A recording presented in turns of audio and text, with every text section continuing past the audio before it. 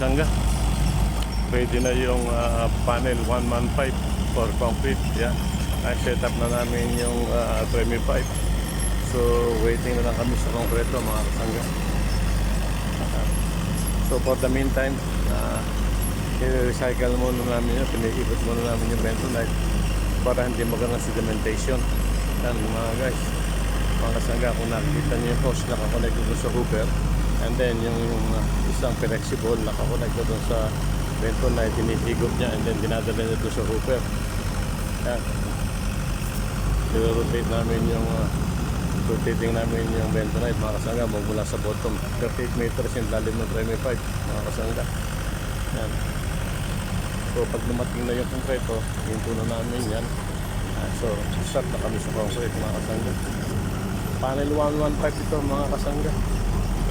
Start for concrete, waiting for concrete. Yan mga kasangga, panel 115 waiting for concrete. For the meantime, nag-recycle kami, rotation kami ng bentonite. Okay mga kasangga.